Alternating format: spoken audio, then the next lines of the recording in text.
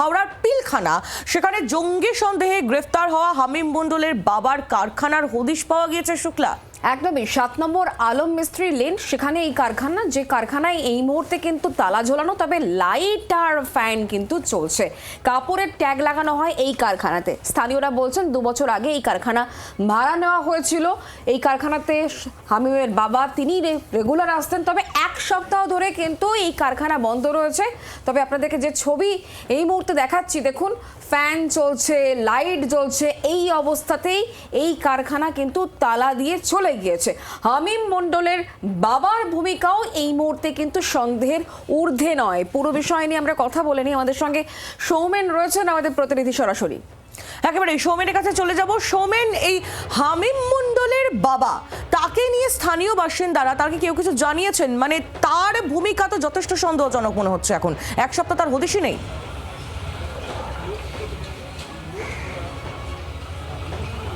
দেখো, একদমই তাই। আমি হাওড়া পিলখানা 7 নম্বর আলম মিস্ত্রি লেনে দাঁড়িয়ে আছি এবং যে ছবি দেখাবো, যে এই যে বিল্ডিংয়ের যে গ্রাউন্ড ফ্লোরে যে ঘরটি দেখা যাচ্ছে, যে বাইরে থেকে তালা ঝুলছে, এটি কিন্তু 2 বছর আগে কিন্তু ভাড়া নিয়েছিল হামিম মণ্ডলের পিতা। তিনি কিন্তু ভাড়া নিয়ে এখানে কারখানা খুলেছিলেন এবং স্থানীয় লোকজনরা যেমনটা জানাচ্ছে যে প্রায় 7 থেকে 8 মাস আগে তারা এখানে দেখতে পায় বেশ কিছু মেশিনপত্র, সেটিকে কিন্তু এখানে কারখানার মধ্যে ঢোকানো হয়েছে এবং তারপরে সেখানে কিন্তু প্রিন্টিংয়ের কাজ হতো। সেই প্রিন্টিংয়ের কাজ ভেতরে চালানো হতো এবং এই খবর যখন তারা টিভিতে দেখতে পায় যে হামিম মণ্ডল গ্রেপ্তার হয়েছে, এবং তারপরে তারা কিন্তু জানতে পারে যে তার সাথে জঙ্গি যোগ রয়েছে। এবং এরপর থেকেই এই যে কারখানা রয়েছে, তারা যেমনটা জানাচ্ছে যে 7 দিন ধরে কিন্তু এই কারখানা তালাবন্ধ অবস্থায় রয়েছে। আমি কারখানার ভেতরে যে ছবি দেখাচ্ছিলাম, যে কারখানার ভেতরে বাইরে থেকে তালা বন্ধ অবস্থায় থাকলেও ভেতরে কিন্তু এখনও লাইট ফ্যান কিন্তু চলছে। এবং স্থানীয় লোকজন থেকে ধরে বাড়ির মালিক তারা যেমনটা জানাচ্ছে যে প্রায় 2 বছর ধরে কারখানা চললেও তারা কিন্তু দেখেছে 7-8 মাস ধরে বেশ কয়েকজন যুবক এবং একজন যুবতী তারা কিন্তু নিয়মিত এখানে কারখানায় আসতেন এবং কাজ করতেন। এবং এরপরেই তারা যে ছবি দেখার পরেই তাদের কাছে কিন্তু এই ছবি ক্লিয়ার হয়েছে এবং যে যখন জানতে পেরেছে যে এই বাড়িতেই যিনি ভাড়া নিয়ে কারখানা চালাচ্ছে তার সাথে জঙ্গি যোগ রয়েছে।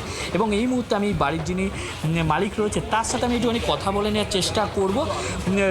তিনি যেমনটা জানাচ্ছিলেন যে তিনি এগ্রিমেন্ট করেছিলেন 11 মাসের এগ্রিমেন্ট, এবং তারপরে আবারও এগ্রিমেন্ট রিনিউ হয় 11 মাসের জন্য। এবং তারপরে কিন্তু তাদের এই কারখানা, যে প্রিন্টিংয়ের কারখানা, সেই কারখানা কিন্তু চলছিল। এবং ইতিমধ্যেই কিন্তু তিনি খবরের মাধ্যমে কিন্তু জানতে পেরেছেন যে এখানেই হামিম মণ্ডল, যা ছবি দেখা যাচ্ছে, তিনি কিন্তু নিয়মিত না এলেও মাঝে মাঝে এই কারখানায় আসতেন এবং কারোর সাথে কথাবার্তা বলতেন না। এবং তার পিতা রেগুলারই আসতেন। এবং 3 জন। সৌমেন, তুমি যখন কথা বলবে বাড়ির মালিকের কাছে, আচ্ছা, যখন তুমি যাবে তখন তুমি একটুখানি একটু জানার চেষ্টা করো যে এই হামিম মণ্ডলের বাবা যখন বাড়ি ভাড়া নেন তখন নির্দিষ্ট যে ডকুমেন্টগুলো দিতে হয় সেগুলো কি তিনি নিয়েছিলেন? সেগুলো দেখে কি কোনো রকম সন্দেহের উদ্বেগ কখনো হয়েছিল? কি বলছেন হামিম মণ্ডলের বাবার, যিনি, যার কাছ থেকে এই বাড়িতে ভাড়া নেওয়া হয়েছিল, এই ঘরটা ভাড়া নেওয়া হয়েছিল? বাড়ির যিনি মালিক রয়েছে তার সাথে একটুখানি কথা বলে নেওয়ার চেষ্টা। দেখো, যিনি বাড়ির মালিক রয়েছে তার সাথে আমি একটুখানি কথা বলে নেওয়ার চেষ্টা করব। এই যে 7 নম্বর আলম মিস্ত্রি লেনে আমি দাঁড়িয়ে রয়েছি এবং বিল্ডিংয়ের যে ছবিটা দেখাবো, যে এই বিল্ডিংয়েরই গ্রাউন্ড ফ্লোরে এখানেই কিন্তু ভাড়া নিয়ে চলছিল। আমি একটুখানি কথা বলে নেওয়ার চেষ্টা করব। এই যে বাড়ি ভাড়া আপনি কতদিন আগে দিয়েছিলেন? এই 2 বছর আগে। 2 বছর আগে। এই যে বাড়ি ভাড়া নিতে গেলে যে নির্দিষ্ট ডকুমেন্টস দিতে হয় এবং সরকারি যে নিয়ম রয়েছে, সেই নিয়ম কি মেনে? সব নিয়ম করেছে তো। আমি 11 মাসে এগ্রিমেন্ট আছে, ওর নামে আর আধার নম্বর আছে, সব আছে ওইখানে। মূলত কে ভাড়া নিয়েছিল? ওর বাবা। আচ্ছা, মঈনুদ্দিন মণ্ডল। কি হতো এই কারখানাটা? এইখানে এই ট্যাগে কাজ হতো, এই প্রিন্টিং হয়, Printing? 2টো মেশিন আছে। হ্যাঁ। আচ্ছা, কবে থেকে চলছিল কারখানাটা? এই 2 বছর হয়েছে। 2 বছর। আচ্ছা, আরেকটা বিষয় আপনার থেকে জানতে চাইবো, এই যে কারখানা কবে থেকে বন্ধ হয়ে গেল? এই যে এখন যেমনটা দেখা এই তো আমি 2-3 দিন আগে দেখছি বন্ধ আছে। এটা তো কাজ চলতো তো। হ্যাঁ। কজন কাজ করতো? এইটা 3 জন, একটা লেডিস আছে, 2টো মেয়ে, 2টো জেন্টস।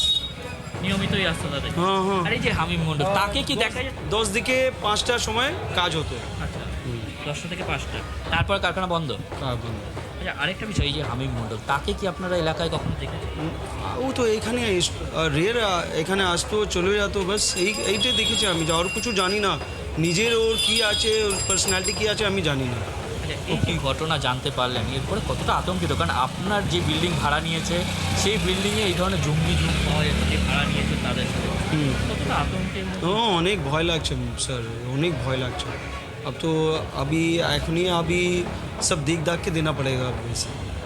পুলিশের সাথে কথা হয়েছে? না পুলিশ সঙ্গে কিছু কথা হয়েছে না, পুলিশ আবি তো মিডিয়ার সঙ্গে কথা হচ্ছে। দেখো একদমই তাই, তিনি যেমনটা জানাচ্ছিলেন যে রীতিমতো কিন্তু আতঙ্কিত, কারণ হচ্ছে তিনি যখন ভাড়া দিয়েছিলেন নির্দিষ্ট নথি এবং নির্দিষ্ট যে 11 মাসের এগ্রিমেন্ট, তিনি কিন্তু সেই এগ্রিমেন্ট করিয়েই কিন্তু মানে হামিম মণ্ডলদের বাড়ি হাওড়ার পিলখানাতেও ছিল, মানে পিলখানাতে তারা কি ভাড়া নিয়ে থাকতেন? দেখো তিনি যেমনটা জানাচ্ছিলেন, তিনি তার কাছে যখন ভাড়া এসেছিল তখন কিন্তু তিনি পরিচয় দিয়েছিলেন এই যে কারখানাটি রয়েছে তার থেকে কিছুটা দূরেই তিনি একটি ফ্ল্যাটে থাকতেন এবং তারপরে কিন্তু এখান থেকে তারা দুর্গাপুরে চলে যান, সেরকমটাও তিনি কিন্তু একটু আগেই জানাচ্ছিলেন। এবং তার পাশাপাশি তোমায় যেমনটা দেখাচ্ছিলাম যে তারই যে বিল্ডিং রয়েছে তার বিল্ডিংয়েরই কিন্তু গ্রাউন্ড ফ্লোরে 2 বছর ধরে কিন্তু ভাড়া নেওয়ার পরে এখানে কারখানা চলছিল এবং নিয়মিত কিন্তু সকাল 10টা থেকে বিকাল 5টা পর্যন্ত এই কারখানা খোলা থাকতো। 3 জন যুবক এবং 1 জন যুবতী তারা কিন্তু এখানে নিয়মিত কারখানায় এসে কাজ করতেন। একেবারে সৌমেন, তুমি নজর রাখো পরিস্থিতির দিকে। আপাতত ধন্যবাদ। সৌমেন ভট্টাচার্য আমাদের প্রতিনিধি সরাসরি আমাদের সঙ্গে ছিলেন। এবং শুক্লা, হাওড়ার পিলখানায় এই যে কারখানা, সেই কারখানা কিন্তু অনেকগুলো প্রশ্নের জন্ম নতুন করে দিয়ে দিল। স্থানীয় বাসিন্দারা তাদের বক্তব্য পেয়েছি আমরা, কি বলছেন তারা শুনবো। এক সপ্তাহ হয়ে গেছে, এক সপ্তাহ কি, হ্যাঁ এক সপ্তাহ হয়ে গেছে। কি বলেছে কি না বলেছে না জানি না। কাজ করতো তাদের সবাইকে চিনতে না আমি চিনতে না, আমি তো কাজ করি ভাই, আমি তো লোকাল ছেলে।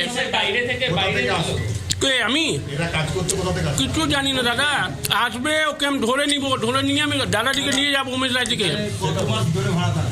8 মহিনা হয়েছে, 8 মহিনা। আমরা 10 মাস আগে দেখেছিলাম। ও 2:30 বাজে রাতে একটা মেশিন নিয়ে, 2টো মেশিন নিয়ে ওরা ওই ঘরে ব্যবসায়ী করে ভাড়াটে ঘর নিয়েছে। ও ছেলেটা এদিকে থাকে না। না না, এটা আমরা দেখি না। না না, আমরা তো এদিকে ছিল, ওরা ওদিকে কাজ করে, আমরা দেখি না। কিসের কাজ হতো এরা, আমরা জানি না। বাংলার আওয়াজ, বাঙালির আবেগ, জি 24 ঘন্টা।